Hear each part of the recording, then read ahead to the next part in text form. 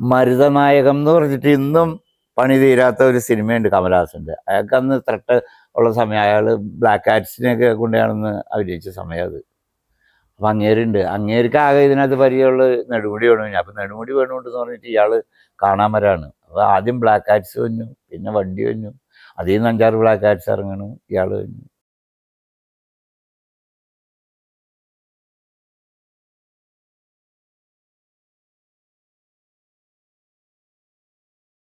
എല്ലാവർക്കും നമസ്കാരം.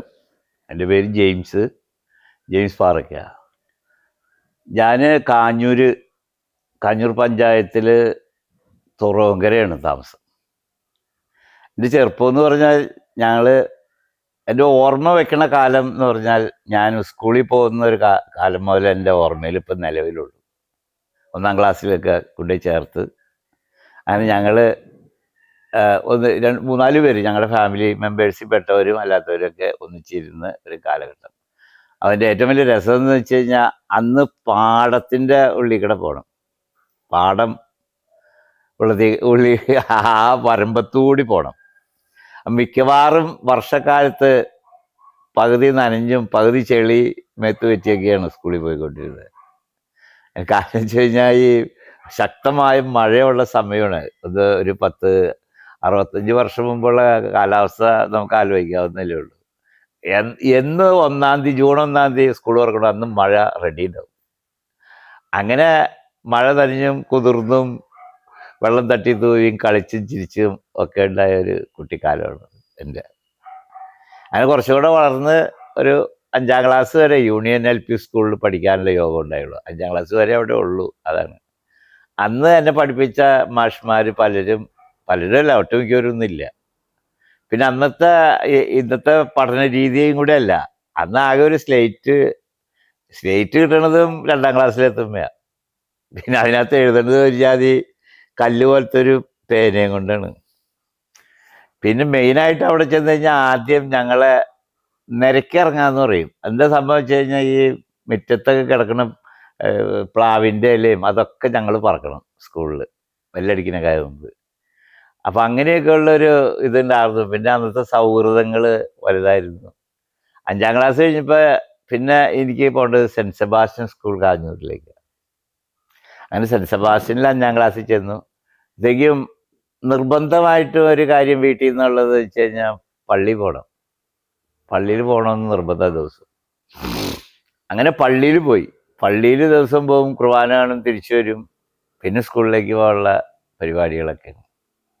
അങ്ങനെ പള്ളിയിലേക്ക് പോയി കഴിഞ്ഞപ്പോൾ അന്ന് എന്നെക്കാളും മൂത്ത ആൾക്കാരൊക്കെ ഞാൻ നോക്കുമ്പോൾ ഒരു സ്റ്റേജിൽ നിന്നിട്ട് എന്തൊക്കെയോ പറയണ പോലെ എനിക്ക് തോന്നുന്നത്. എനിക്ക് സ്റ്റേജ് കുർബാന അർപ്പിക്കണ ആ സ്ഥലം എനിക്ക് സ്റ്റേജ് ഫീൽ ചെയ്യാണ്. സ്റ്റേജിൽ നിന്ന് അപ്പം ബാക്കിയുള്ളവർ അങ്ങോട്ട് തിരിഞ്ഞ് നിൽക്കുമ്പോൾ ഇവർ 3 പേര്, അച്ഛനും വേറെ 2 പേരും ഇങ്ങോട്ട് തിരിഞ്ഞ് നിന്ന് ഇത് ചെയ്യണു. അപ്പം അന്ന് മുതൽ എനിക്ക് തോന്നി അൾത്താര ബാലസംഘത്തിലേക്ക് പോകണം. അങ്ങനെ അൾത്താര ബാലസംഘത്തിൽ ഞാൻ അംഗമാണ്. അൾത്താര ബാലസംഘത്തിൽ അംഗമായി കുർബാനയ്ക്ക് വിടണമെങ്കിൽ ഇന്നത്തെ പോലെ അന്ന് സുറിയാനി ആണ് പഠിച്ചെടുക്കണേ വലിയ പാടാണ്. അതിലിപ്പോഴും എനിക്ക് ഓർമ്മയുള്ള ഒരു പ്രാർത്ഥന ഇതാണ്: ആവൻ ദസ്മയ നെസ്കൻ ദസ്മാഗദേശ മൽക്കൂസ നെയ്യോസ്മയ വാറ റംബോ ഷുവാനി റെവനാശ കായല്ല കന്ദിഷ് അവൻ ദസ്മയ. അങ്ങനെയൊക്കെ ഉള്ള ആ ഇതൊക്കെയാണ്. അപ്പം ഞാനവിടെ എനിക്ക് ആദ്യം കിട്ടേണ്ടത് സംസ്ഥാന സുനിലാളിൻ്റെ ഇതിനകത്താണ്. അപ്പം ഞാൻ ഈ സ്റ്റേജിൽ നിന്ന് മറ്റുള്ളവരെ അഭിസംബോധന ചെയ്യണ പോലെ ഒരു ഫീലാണ് എനിക്ക്. എന്താണെന്ന് എനിക്കറിയാൻ പാടില്ല. അന്ന് എനിക്ക് അതിനകത്തൊരു പ്രൗഢി, അല്ലെങ്കിൽ എനിക്ക് ഞാനെന്തോ ആവാൻ പാടുന്ന ഒരു തോന്നലുകൾ വരാണ്. പിന്നേക്കും വലിയ സ്വർണ്ണോസിലും വലിയ മാതാവിൻ്റെ അൾത്താരയുള്ള അതാകുമ്പോൾ കുറേ കൂടെ ഭയങ്കര പൊക്കമുള്ളൂ. ആ പൊക്കത്തിൽ നിന്നൊക്കെ ബാക്കിയുള്ളവർ നോക്കുമ്പോൾ ഞാൻ എന്തോ ഇവരിൽ നിന്ന് സ്പെഷ്യലായിട്ടൊന്നല്ല, എന്നാൽ ആ കിട്ടിയ സമയം എനിക്ക് എന്തോ വലിയ ഇതുള്ള പോലെ തോന്നാണ്. അങ്ങനെ പോയി. പിന്നെ സ്കൂൾ വിട്ട് വന്നാൽ സ്ഥിരം പരിപാടി എന്ന് വെച്ചാൽ പെരിയാറ് തൊട്ടടുത്താണല്ലോ, അവിടേക്ക് പോകും. ഒരു 4:30 ആകുമ്പോൾ 4:45 ആകുമ്പോൾ പെരിയാറിലേക്ക് പോയാൽ തിരിച്ചു വന്നത് 7 മണിക്കാണ്. അവിടെ കളിയും കുളിയൊക്കെ ആയിട്ട് അങ്ങനെ നടക്കും. അങ്ങനെ സ്മൂത്തായിട്ട് 10ാം ക്ലാസ് വരെ ഇങ്ങനെ പോയി. അപ്പോൾ 10ാം ക്ലാസ് പോണേക്കാളും മുമ്പ് ഒരു സംഭവം ഉണ്ടായതെന്ന് വെച്ച് കഴിഞ്ഞാൽ, ഈ ആൾത്താര ബാലസംഘത്തിൽ ഞാൻ ഉണ്ടായിരുന്ന സമയത്ത്, അത് കഴിഞ്ഞ് മരീൻ സൊഡാലിറ്റി അതിലൊക്കെ ഉണ്ടായിരുന്ന ഒരു സമയത്ത് ഒരു നാടകം നടത്താണ് കാഞ്ഞൂര്. വുമൻസ് വെൽഫെയർ അസോസിയേഷന് വേണ്ടി ടിക്കറ്റ് പ്രോഗ്രാമാണത്. അങ്ങനെ ആ ടിക്കറ്റ് പ്രോഗ്രാമിൽ അതിനകത്തൊരു പയ്യൻ വേണം, ബാക്കി അതുപോലെ മുതിർന്ന ആൾക്കാരടങ്ങി ഒരു പയ്യൻ വേണം. അപ്പം അന്വേഷിച്ച് നടന്ന അവസാനം ആ നറുക്ക് എനിക്ക് വീണു, പയ്യനായിട്ട് അഭിനയിക്കാൻ.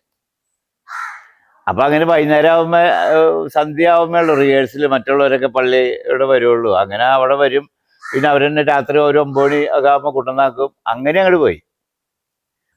നാടകത്തോട് അടുക്കാറായി ഒരാഴ്ചയായപ്പോഴേക്കും എന്തോ മണപ്പുറത്ത് കളിച്ചതിൻ്റെ കയ്യൊടിയാണ്. സംഗതിയാകെ പണിയായി. പെട്ടെന്ന് റിഹേഴ്സൽ എടുത്ത ഒരാളെ, അന്ന് ആ പെണ്ണുങ്ങളെ ഒന്നും കിട്ടൂല, ആണ് പെണ്ണായിട്ടാണ് അഭിനയിക്കുന്നത്. 2 പെണ്ണുങ്ങൾ, 2 ആണുങ്ങൾ പെണ്ണാവാണ്. KT പാപ്പച്ചൻ എന്നൊക്കെ പറഞ്ഞിട്ട് ഒരു ആളൊക്കെയാണ്. അത് കുറേ വർഷം, 10-60 വർഷം മുമ്പുള്ള കഥയുള്ളൂ. അപ്പം അതുകൊണ്ട് അന്ന് പെണ്ണുങ്ങൾ നടിമാരൊന്നും ഇങ്ങനെ കിട്ടൂല, അപ്പം ആണ് പെൺവേഷം കിട്ടും. അങ്ങനെ ഒരാഴ്ച മുമ്പ് കൈയൊടിഞ്ഞപ്പോൾ എന്ത് ചെയ്യുന്നു, അവർ നാടകക്കാരൊക്കെ വേവലാതി പോകുന്നുണ്ട് ഇങ്ങനെ. പിന്നെ അവസാനം തീരുമാനിക്കുകയാണ് ഒടിഞ്ഞ കൈയായിട്ട് അഭിനയിക്കുകയാണ്. അങ്ങനെ ഞാൻ പ്ലാസ്റ്റർ ഇട്ടുകൊണ്ടാണ് എൻ്റെ ആദ്യത്തെ എന്ന് പറയാൻ പറ്റൂല, 2ാമത്തെ സ്റ്റേജിലേക്കുള്ള യാത്ര. ആദ്യത്തെ അതിക്ക് മുമ്പ് സിസ്റ്റർ കോൺസിലാത്ത എന്ന് പറഞ്ഞൊരു സിസ്റ്റർ ഉണ്ടായിരുന്നു കാഞ്ഞൂര് സെൻറ്റ് ജോസഫ് കോൺവെൻറ്റിൽ. അപ്പോൾ ഈ സ്കൂളുകളിലെ ആനിവേഴ്സറികൾ വരുമ്പോൾ ഈ ഇത് ആനിവേഴ്സറിയിൽ പങ്കെടുക്കുമല്ലോ, എല്ലാ ഇതിനകത്തും സ്കൂളുകളിൽ. അപ്പോൾ പാട്ടിന് പങ്കെടുക്കാം, ഇതിനൊക്കെ പങ്കെടുക്കാം. അങ്ങനെ ഡാൻസിന് നോക്കിയപ്പോൾ ആളില്ല കോമ്പറ്റീഷന്. വേറൊരുത്തുണ്ട്, വടക്കൻ ദേവസ്വട്ടി എന്ന് പറഞ്ഞൊരുത്തൻ, എന്നെ ഈ സിസ്റ്റർ കോൺവെൻറ്റിൽ വിളിച്ച് അങ്ങനെ ഒരു ഡാൻസ് പഠിപ്പിക്കുകയാണ്. ആ ഡാൻസ് പഠിപ്പിച്ച് ഏതായാലും ദേവസ്വട്ടീനെ കോമ്പറ്റ് ചെയ്ത് തോൽപ്പിക്കാൻ പറ്റൂല, അവന് അങ്ങനത്തെ ഒരു സാധന. അങ്ങനെ അവന് ഫസ്റ്റും എനിക്ക് സെക്കൻഡും കിട്ടി ഡാൻസിന്. അങ്ങനെ അതാണ് എൻ്റെ ആദ്യത്തെ സ്റ്റേജ്. സിസ്റ്റർ കോൺസിലാത്തയാണ് എന്നെ ആദ്യമായിട്ട് ഈ കൈമ പിടിച്ച് സ്റ്റേജിലേക്ക് കയറ്റുന്നത്. 2ാമതാണ് ഈ കറുത്ത നക്ഷത്രം തുറന്നാണ്. പിന്നെ അങ്ങനെ പോയി. അപ്പോൾ പിന്നെ ഇതിനോട് തിരിച്ച് കമ്പായി തുടങ്ങിട്ടോ, അഭിനയിക്കണം എന്നുള്ള കമ്പം. എന്നാലും വിട്ട് നമുക്ക് അന്നത്തെ കാലത്ത് പോകാൻ പറ്റില്ല, കാരണം കാരണന്മാർ പറഞ്ഞത് കേൾക്കണം, അത്യാവശ്യം പഠിക്കണം. അങ്ങനെ SLC ഹൈ സെക്കൻഡ് ക്ലാസ്സിൽ പാസ്സായി. അങ്ങനെ ദൈവത്തിൻ്റെ അനുഗ്രഹം കൊണ്ട്. അതിന് നേരെ അപ്പച്ചൻ വളരെ പണിപ്പെട്ട്, അന്ന് കോമേഴ്സിന് ശങ്കര കോളേജിൽ സീറ്റ് ഇടാന്ന് പറഞ്ഞാൽ വലിയ പാടാണ്. പുള്ളി ആരുടെ കൈയും കാലൊക്കെ നക്കി അവസാനം കോമേഴ്സിന് സീറ്റ് മേടിച്ചു. കോളേജിലേക്കുള്ള യാത്രയാണ്. അന്ന് 10 പൈസയേ ഉള്ളൂ ബസ്സിന്. ഇവിടുന്ന് കയറും, 35 പൈസ ഊണിന്, 10-20 പൈസ ചായയും കടി. എൻ്റെ ഓർമ്മ എങ്ങനെയാണ്, അത്രേ ഉള്ളൂ അന്ന് പൈസയുടെ മൂല്യം. ആകെ അപ്പച്ചൻ തന്നെ 1 രൂപയാണ്. ഇതുകൊണ്ട് കളി നടത്തിക്കോളാം. അങ്ങനെ കോളേജ് ചെന്ന് കഴിഞ്ഞിട്ട് ഈ മലയാളം മീഡിയത്തിൽ നിന്ന് ഇംഗ്ലീഷ് മീഡിയത്തിലേക്കുള്ള ഈ ചാട്ടമല്ലേ, വല്ല എത്തും പിടിയുണ്ട്. സാർമാരെ ഏതാണ്ട് പറയണു, എനിക്കൊന്നും മനസ്സിലാവണില്ല, ഫ്രണ്ട് സീറ്റിലൊക്കെ ഇരിക്കണേ, പക്ഷെ ഒരു രക്ഷയില്ല. 3 മാസം കഴിഞ്ഞപ്പോഴേക്കും കോളേജ് ക്ലാസ്സിലിരിപ്പ് നിർത്തി, പുറത്തിയാടി. പിന്നെ ദിവസം ഇവിടുന്ന് കോളേജിൽ പോകണമെന്ന് പറഞ്ഞ് പോകും, അവിടെ ഇവിടെ കരഞ്ഞു നടക്കും. കോളേജ് ജീവിതം അങ്ങനെ തീർന്നു കിട്ടി. ഞങ്ങളൊരു 3-4 എണ്ണങ്ങൾ ഉണ്ടായിരുന്നു, ആ 3-4 പോയി. ബാക്കി ഉള്ളവർ ഓരോരുത്തരും പഠിച്ച് ബാങ്കിൽ മാനേജരും അവരൊക്കെ പിന്നീട് കണ്ടിട്ടുണ്ട്. അവരെ കാണുമ്പോഴൊക്കെ ചിരി വരും. കാരണം വെച്ച് കഴിഞ്ഞാൽ ഞങ്ങൾ അലമ്പൻ ടീമുകളിലേക്ക് പോയി. അവിടെ നിന്ന് പഠിച്ചവരൊക്കെ ബാങ്ക് മാനേജർമാരും അല്ല വലിയ ഉന്നത ഉദ്യോഗസ്ഥന്മാരൊക്കെ ആയി. എന്നാലും എനിക്ക് നിരാശയൊന്നുമില്ല കേട്ടോ. അങ്ങനെ 2 കൊല്ലം കോളേജ് കോമേഴ്സ് ഒരുവിധം പരിവായി വന്നു. പിന്നെയും പണിയൊന്നുമില്ലല്ലോ, തോറ്റക്കാലല്ലോ. പിന്നെ തോറ്റത് പഠിക്കണമെന്നും പറഞ്ഞ് ട്യൂട്ടോറിയൽ കോളേജിൽ നടക്കും. പിന്നെ ടൈപ്പ് റൈറ്റിങ് പഠിക്കാൻ പോകും. അങ്ങനെ കുറച്ചാൾ തള്ളി നോക്കി കഴിഞ്ഞപ്പോൾ ഈ പോക്ക് ശരിയല്ല എന്ന് തോന്നി വീട്ടിൽ. അപ്പോൾ വീട്ടിൽ മറ്റേ അപ്പൻ്റെ പാപ്പൻ്റെയൊക്കെ അനിയൻ്റെ മക്കളൊക്കെ റൈസ് മില്ലുകാരാണ്. അപ്പം അങ്ങനെ ഇവനെ നന്നാക്കി എടുക്കാമെന്നും പറഞ്ഞ് റൈസ് മില്ലിട്ട് തരാൻ ഒരു പരിപാടിയിടാണ് വീട്ടിൽ. അപ്പം അതിൻ്റെ മുന്നോടിയായിട്ട് എനിക്ക് ഇതൊരു എന്താ ഇത് ബിസിനസ് എന്ന് അറിയണമല്ലോ, അതിന് വേണ്ടി എന്നെ കൊണ്ടുവന്ന് PD ഗർവാസീസ് എന്ന് പറഞ്ഞിട്ട് നമ്മുടെ എച്ചന്മാർന്ന് കാഞ്ഞൂർ സ്കൂളിലെ എച്ചന്മാർന്ന് പുള്ളി ഒരാളേപ്പന ആ പുള്ളിയുടെ മില്ലിൽ കൊണ്ട് നിർത്താൻ. അങ്ങനെ 3-4 മാസം പുള്ളിയുടെ മില്ലിൽ ഇതായിട്ട് പഠിക്കാനൊക്കെ ആയിട്ട് നിന്ന് 5-6 മാസം കഴിഞ്ഞപ്പോഴേക്കും ഇവിടെ കാർന്നവരെ കണ്ടുനിന്ന് കുറേ കാശൊക്കെ ഉണ്ടാക്കി മില്ല് പണി തുടങ്ങി. അങ്ങനെ മില്ല് പണി തുടങ്ങി, മില്ല് ഓപ്പണായി ഒരു 10-60-70 ആൾക്കാർ ഉണങ്ങണം മില്ല്. അന്ന് സാധാരണ മില്ല, ഈ കളത്തിൽ വെട്ടി ചിക്കി ഉണ്ടാക്കണം മില്ലുകളാണ്. അങ്ങനെ മില്ല് എടുത്തു. അന്ന് സൗത്ത് ഇന്ത്യൻ ബാങ്കിൽ നിന്ന് ഒരു ഓടി 25,000 രൂപയുടെ നെല്ല് മേടിക്കാനും ഒക്കെ ആയിട്ട് അങ്ങനെ എടുത്തു. എന്തിനേറെ പറയണു, ചെണ്ടോട്ട് കേൾക്കണയിടത്തേക്ക് ഞാൻ പോവും. മില്ലിൽ പണിയാൻ നിൽക്കണവർക്ക് എന്തെങ്കിലും മേടിച്ചു കൊടുക്കും, വീട്ടിൽ പറയാതിരിക്കുക. അങ്ങനെ 5 കൊല്ലം കൊണ്ട് മില്ല് ഒരുവിധം ലെവലായി. 25,000 രൂപ കടമായി. പിന്നെ എന്ത് ചെയ്യും? അങ്ങനെ ഈ കടം വീട്ടണമല്ലോ. അത് പിന്നെ ആകെ കേസും പുലിവാലും ആവാണ്ടിരിക്കാൻ വേണ്ടി അന്ന് മില്ലും അവിടെ ഉണ്ടായിരുന്ന സ്ഥലവും കൂടെ വിറ്റ്, ഇന്ന് ഈ കാണുന്ന റോഡൊന്നുമില്ല. ഇങ്ങോട്ട് വരുമ്പോൾ കട്ടിലും മേശയൊക്കെ എടുത്ത് തലേ ചുമട് കൊണ്ടുവന്ന ഇവിടെ കൊണ്ടുവന്നു ഈ സ്ഥലം മേടിക്കാൻ. അങ്ങനെ ഈ സ്ഥലം മേടിച്ചിട്ട് ഇങ്ങനെ തെണ്ടിത്തിരിഞ്ഞ് നടക്കാനുള്ള ഒരു പരിപാടി ഇല്ലാണ്ട് എല്ലാ ചെങ്ങല് കുറേ നേരം പോയിരിക്കും. അവിടെ ചീട്ട് കളിക്കും പിള്ളേരായിട്ട്. അലമ്പിൻ്റെ ഒരു കേന്ദ്ര കമ്മിറ്റി എന്നൊക്കെ പറയാം. അങ്ങനെ നടക്കാണ്. അങ്ങനെ നടന്നു കഴിഞ്ഞപ്പോൾ ഈ എല്ലാ കൊല്ലവും സെൻറ്റ് സെബാസ്റ്റ്യൻ്റെ തിരുനാൾ കഴിഞ്ഞാൽ അമ്പെഴുന്ന് വിളിക്കുന്ന ഒരു പരിപാടിയുണ്ട് ചെങ്ങൽക്ക്. തൊറോങ്കരയാണ് ഞാൻ ജീവിക്കണമെങ്കിലും ചെങ്ങലാണ് എൻ്റെ കൂടുതൽ ജീവിതം. അവിടെ അമ്പെഴുന്ന് വിളിക്കുമ്പോൾ അവർ ഈ പരസ്പര സഹായ നിധി പോലെ ഈ ലേലം വിളിച്ച് 100 രൂപ അടയ്ക്കാൻ 110 രൂപ മേടിക്കണം, അങ്ങനത്തെ ഒരു വലിയ പരിപാടി ഉണ്ടാകും. അങ്ങനെ ഇത് ഞാനും ഒരു പൊന്തേമളി ജോർജ് എന്ന് പറഞ്ഞ ഒരു പുള്ളിയുണ്ട്, ഇപ്പോഴത്തെ മജിസ്ട്രേറ്റ് പോളച്ചൻ്റെ ചേട്ടൻ, മരിച്ചുപോയി പാവം. ഞങ്ങൾ രണ്ടുപേരും കൂടെ അവിടെ ചെന്ന് നാടകം ഉണ്ടാക്കാൻ തുടങ്ങാണ്. അപ്പോൾ ഇതിന് പൈസ ആദ്യമൊക്കെ ഞങ്ങളുടെ കയ്യിൽ നിന്ന് പൈസ മുടക്കി 60-70 രൂപയ്ക്ക്. അന്ന് 60 രൂപ എന്ന് വെച്ചാൽ ഇന്നൊരു 600 രൂപയുടെ മൂല്യം ഉണ്ടെന്ന് എനിക്കാണ്. 600 അധികം ഉള്ളുണ്ട്. അങ്ങനെ ഞങ്ങൾ കയ്യിൽ നിന്ന് എടുത്ത് 5-8 പേര് സ്വരൂപിച്ച് ഈ അമ്പ് വന്നെന്ന് നാടകങ്ങൾ കളിക്കുകയാണ് അവിടെ. അപ്പം അന്നൊന്നും TV ഉണ്ടോ, വേറെ പരിപാടികളുണ്ടോ? പോരാത്തതിന് വേനൽക്കാലം ഇഷ്ടംപോലെ മണപ്പുറം ഈ കന്യാസ്ത്രീ മഠത്തിൻ്റെ അവിടെ ഒരു മഠമുണ്ട്. ആ മഠത്തിൻ്റെ തൊട്ടടുത്ത് സ്റ്റേജ് പോലെ ഒരു തിട്ടയൊക്കെ ഉണ്ട്, അതിന്മേണ് പരിപാടി. അത് ഭയങ്കര വിജയമായിരുന്നു. അപ്പം എന്ത് ചെയ്തു വെച്ചാൽ അടുത്ത കൊല്ലം മുതൽ ഈ അമ്പ് കമ്മിറ്റി പൈസ തരാൻ തുടങ്ങി. അപ്പം ഈ തൊറോങ്കര ഭാഗത്ത് യുവശക്തി എന്ന് പറഞ്ഞൊരു ക്ലബ്ബുണ്ട്. അവിടെയും നാടകം. അത് കഴിഞ്ഞ് ഒരാഴ്ച കഴിഞ്ഞ് ഇവിടെ നാടകം. അത് 2 അമേച്ചർ നാടകങ്ങളുടെ സംഘാടകനായിട്ട് മാറി. ഒരു ദിവസം ഈ കൊങ്ങൂർപ്പള്ളിയിലുള്ള അവിടെ നിന്നൊക്കെയാണ് നടികൾ തന്നെ. നടികൾക്ക് കിടക്കാൻ സ്ഥലമില്ല. പിറ്റേ ദിവസം ഇവിടെ റിഹേഴ്സൽ വെച്ചേക്കാണ്. ഞാൻ ഒരു 2 കൽപ്പിച്ച് വീട്ടിലേക്ക് വിളിച്ചിട്ടാണ്. വീട്ടിലേക്ക് വിളിച്ചുകൊണ്ടുവന്ന് അപ്പച്ചൻ വളരെ ഡീസൻ്റായിട്ട് അവരോട് മക്കൾ കിടക്ക്, അവർ മുറി ശരിയാക്കി കൊടുക്കടി എന്നൊക്കെ പെങ്ങന്മാരൊക്കെ ഉണ്ടല്ലോ, അവരോടൊക്കെ പറഞ്ഞ് റെഡിയാക്കി. പുള്ളി ഞാൻ ഭയങ്കര സോഷ്യലായിട്ടൊക്കെ പെരുമാറി.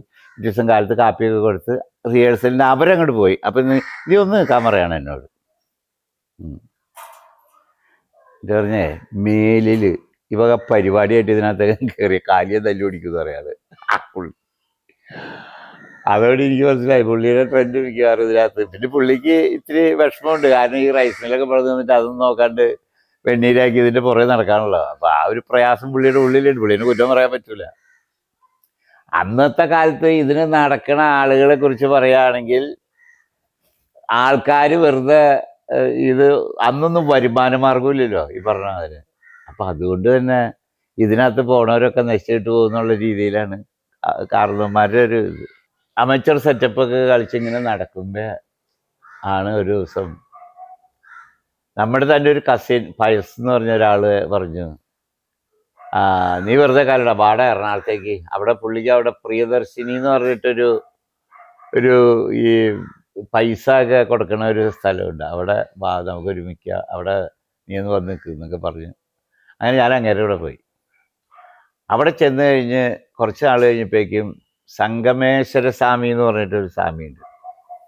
അങ്ങേരുടെ ഒരു യോഗം ഞാൻ ആലോചിക്കണം. അങ്ങേര് കെമിക്കൽ എഞ്ചിനീയറിങ്ങിൽ മറ്റേ റാങ്ക് ഹോൾഡറാണ്. അങ്ങേര് ചെയ്യുന്ന ബിസിനസ് വാനിറ്റി ബാഗിൻ്റെ കച്ചവടമായിട്ട്. അപ്പോൾ ഈ ഇവിടുന്ന് പൈസ ലോൺ എടുക്കാൻ വേണ്ടി വാനിറ്റി ബാഗ് മേടിക്കാൻ വേണ്ടി വന്നേക്കാണ് അദ്ദേഹം. അപ്പം അങ്ങനെ ഞാൻ വെറുതെ കാണുന്ന പറഞ്ഞു, അന്ന ഒരു കാര്യം ചെയ്ത് നമ്മുടെ കൂടെ കൂടുന്നു പറഞ്ഞ് ഞാൻ അങ്ങനെ അങ്ങേരുടെ കൂടെ കൂടി. വാനിറ്റി ബാഗ് കച്ചവടമാണ് അടുത്ത പരിപാടി. അപ്പം അത് ബോംബെയിൽ നിന്ന് കണ്ട് പുള്ളി വരുത്തും. ഞാനിങ്ങനെ ഒരു RV ഏജൻസീസ് എന്ന് പറഞ്ഞിട്ട് ഒരു ടെമ്പോ ട്രാവലുണ്ട്, അതിനകത്ത് കയറി ഇങ്ങനെ നാടായ നാട് കാസർഗോഡ് മുതൽ കന്യാകുമാരി വരെയുള്ള ഷോപ്പുകളിൽ കൊടുക്കും. അങ്ങനെ ഒരു 2-3 ട്രിപ്പ് കഴിഞ്ഞപ്പോൾ വേറൊരാൾ സഹായത്തിന് വരാണ്. അപ്പം ഇങ്ങനെ നോക്കിക്കഴിയുമ്പോൾ അപരിചിതനായ ഒരാൾ വരികയാണ്. അപ്പം അങ്ങനെ എന്താ വെച്ചപ്പോൾ ഞാൻ സ്വാമിയുടെ അനിയനാണ്, എൻ്റെ പേര് SN സ്വാമി. അങ്ങനെ ഞങ്ങൾ രണ്ടുപേരും കൂടിയായി പിന്നെ യാത്ര എന്ന് പറഞ്ഞാൽ പുള്ളി അവിടെ ഇരിക്കും. പുള്ളിക്ക് അറിയാൻ പാടില്ലാത്ത ഐബികളൊന്നുമില്ല. പുള്ളി സിനിമയായിട്ട് ബന്ധപ്പെട്ട് കിടക്കുന്ന ഒരാളാണ്. പുള്ളിയുടെ ജഗൻ അപ്പച്ചൻ അങ്ങനെയുള്ള ആളുകളൊക്കെ ഉണ്ടായിരുന്നു. അപ്പം ഞാൻ ഇതിൻ്റെ ഇടയ്ക്ക് അമേച്ചർ നാടകം ഇവിടെ നട്ടുവയ്ക്കും, അപ്പോൾ വരും. അപ്പോൾ ഈ സ്വാമി ഒരിക്കൽ വന്നിട്ടുണ്ട് ഇവിടെ. അങ്ങനെ 2 കൊല്ലം കൊണ്ട് ആ പരിപാടി കൂട്ടപ്പെട്ടു. കാരണം വെച്ച് കഴിഞ്ഞാൽ ബോംബെയിൽ നിന്ന് നേരിട്ട് ഈ പ്രോഡക്റ്റ് ഇങ്ങോട്ട് ഇറങ്ങാൻ തുടങ്ങി. അതോടുകൂടി ഞങ്ങളുടെ ബിസിനസ് അവിടെ തീർന്നു. വീണ്ടും വീണ്ടും ഞാൻ വീട്ടിൽ വന്നിരുന്നു. പിന്നെ അടുത്ത പണിയും തൊട്ടാന്ന് ഇങ്ങനെ ആലോചിക്കുകയാണ്. അങ്ങനെ അപ്പം തോന്നാണ് നാടകത്തിൽ അഭിനയിക്കാൻ പോകാം. അങ്ങനെ ഇരിക്കുമ്പോൾ അതിൻ്റെ ഇടയ്ക്ക് ഞാൻ പാറയ്ക്ക ഹാർഡ്വെയർസ് എന്ന് പറഞ്ഞിട്ട് ഒരു സ്ഥാപനമുണ്ട് കാലടിയിൽ. അപ്പം എൻ്റെ പ്രായമുള്ള ഒരു പുള്ളിയാണ്, അപ്രയം എന്നാണ് പുള്ളിയുടെ പേര്. ഞങ്ങൾ ഒരുമിച്ച് യൂണിയൻ സ്കൂളിലൊക്കെ പഠിച്ച ആൾക്കാരാണ്. അങ്ങനെ പുള്ളി പറഞ്ഞു, എടാ നീ വെറുതെ ഇരിക്കുകയാണെങ്കിൽ എന്നാൽ ഇവിടെ വന്ന് ഇരിക്കുമെന്ന് പറഞ്ഞ് ഞാനങ്ങനെ പുള്ളിയുടെ കൂടെ കടയിൽ പോകായി കുറേ നാൾ. അങ്ങനെ കടയിൽ പോയി ഇത് പുള്ളിയുടെ സഹായിക്കലും അത്യാവശ്യം വരുമാനമൊക്കെ ഉണ്ട്. ചില്ലറയൊക്കെ തന്നുകൊണ്ടിരുന്ന, അത്യാവശ്യമല്ല നന്നായിട്ട് തന്നുകൊണ്ടിരുന്നവനാണ്. അപ്പം അങ്ങനെയൊക്കെ നടന്ന് കുറച്ചാൾ കഴിഞ്ഞപ്പോൾ എനിക്ക് വന്നാണ് അതല്ല, നാടക ട്രൂപ്പ് തുടങ്ങണം, അല്ലെങ്കിൽ നാടകത്തിൽ അഭിനയിക്കണം, പ്രൊഫഷണൽ നാടകത്തിൽ അഭിനയിക്കണം. പിന്നെ താരബാല സംഘത്തിൽ നടന്നപ്പോൾ സ്റ്റേജിൽ നിൽക്കണ ആ ഹാങ് ഓവർ വർഷങ്ങളോളം ഇങ്ങനെ തലയേക്കടെ പിന്തുടർന്ന് ഇങ്ങനെ നിൽക്കാണ്. അവിടെയും സ്റ്റേജ്, ഇവിടെയും സ്റ്റേജ്. ഒന്ന് ആത്മീയം, ഒന്ന് ഭൗതികം, അങ്ങനെ മാറി മാറിയുള്ള കളി. മനുഷ്യൻ്റെ ഒരു വിവരക്കേട്. അങ്ങനെ ഞാനിങ്ങനെ ഇരിക്കുമ്പോൾ ശ്രീമൂലധരൻ മോഹൻ എന്ന് പറഞ്ഞ അദ്ദേഹമുണ്ട്, എഴുത്തുകാരൻ. ശ്രീമൂലധരൻ വിജയൻ ചേട്ടനുണ്ട്, അദ്ദേഹത്തിൻ്റെ അനിയൻ. അങ്ങനെ പുള്ളി ഒരു ദിവസം എന്നോട് പറഞ്ഞു ഇങ്ങനെ അഭിനയിക്കാൻ താല്പര്യം. അപ്പം ഞാൻ ഈ അമേച്ചർ നാടകങ്ങളൊക്കെ അഭിനയിക്കുന്നത് പുള്ളി ഇടയ്ക്ക് വന്ന് കണ്ടിട്ടുണ്ട്. അങ്ങനെ പുള്ളി എന്നോട് 2 പടം തരാൻ പറഞ്ഞു. അങ്ങനെ 2 ഫോട്ടോ കൊടുത്ത് കുറച്ച് കഴിഞ്ഞപ്പോൾ പുള്ളി എന്നെ പറഞ്ഞു, ആലുവ കൈരളി എന്ന് പറഞ്ഞിട്ട് ഒരു സമിതിയുണ്ട്, പ്രൊഫഷണൽ സമിതിയാണ്. ഈ കൊല്ലത്തെ നാടകം പുള്ളിയുടെയാണ്. അപ്പം അതിനകത്തൊരു ചെറിയ വേഷം, നായകൻ്റെ കൂടെ കൂട്ടുകാരനായിട്ട് അഭിനയിക്കുന്ന ഒരു വേഷം. എനിക്ക് വലിയ സന്തോഷമായി. കാരണം ഞാൻ പ്രൊഫഷണൽ നാടകത്തിൽ അഭിനയിക്കാൻ ഒരു ചാൻസ് കിട്ടിയേക്കാണല്ലോ. പറഞ്ഞ ദിവസമൊക്കെ കൃത്യമായിട്ട് അവിടെ ചെന്ന് അപ്പോൾ അതിൻ്റെ പ്രൊഡ്യൂസർ ഒരു ദുര്യോഗം ഞാൻ ആലോചിക്കുന്നു. ഞാൻ ചെല്ലുന്ന ആൾക്കാരൊക്കെ ചെയ്യുന്ന പണികൾ അവർക്ക് പറ്റിയ തൊഴിലൊന്നുമല്ല. ഈ പുള്ളി RLV ശിവദാസ് എന്ന പുള്ളിയുടെ പേര്. RLVയിൽ പുള്ളി ഇതിനകത്ത് മറ്റേ ഇതില്ലേ കഥകളിയൊക്കെ പഠിച്ച് മിടുക്കനായ ഒരു മനുഷ്യൻ. ആ മനുഷ്യൻ തുടങ്ങിയേക്കണതാണ് ബാലയും നാടകവും. ആലോചിച്ച് നോക്കിയേ, കഥകളിക്ക് പോണ്ട മനുഷ്യൻ ചെയ്യുന്ന പണികൾ അതൊക്കെ. അങ്ങനെ ഞാനവിടെ ചെന്ന് സ്ക്രിപ്റ്റ് വായിച്ചു തുടങ്ങി. സ്ക്രിപ്റ്റ് വായിച്ച് തൊടുപുഴ ജോൺ എന്ന് പറഞ്ഞ ഒരാളായിരുന്നു നായകൻ. സ്ക്രിപ്റ്റ് വായിച്ച് ഞങ്ങൾക്ക് സ്ക്രിപ്റ്റ് ഒന്ന് ഓരോരുത്തരും വായിച്ചു തുടങ്ങിയപ്പോൾ അവിടെ ഡയറക്ടർക്കും കഥാകൃത്തിനും പ്രൊഡ്യൂസർക്കൊക്കെ ജോൺ പോരാന്നൊരു തോന്നൽ വരാണ്. ഇപ്പോൾ ഡയലോഗ് ഡെലിവറിയുടെയും മോഡുലേഷൻ്റെയും കാര്യത്തിൽ അവർ ഇത്തിരി കൂടെ മെച്ചമായിട്ട് കണ്ടത് തന്നെയാണ്. അങ്ങനെ ഞാൻ നായകനും ജോൺ ഉപനായകനുമായി. അങ്ങനെയാണ് അതിൻ്റെ ആദ്യത്തെ പ്രൊഫഷണൽ നാടകത്തിലേക്കുള്ള അരങ്ങേറ്റം. അത് പിന്നെ ഈ ഒരു കന്യാസ്ത്രീ ഉടുപ്പ് മാറുന്ന ഒരു കഥയായിരുന്നു. അതുകൊണ്ട് അധികം കളിച്ചില്ല. 10-35 നാടകം കളിച്ചു. പിറ്റേ കൊല്ലമാണ് ചരിത്രപ്രസിദ്ധമായ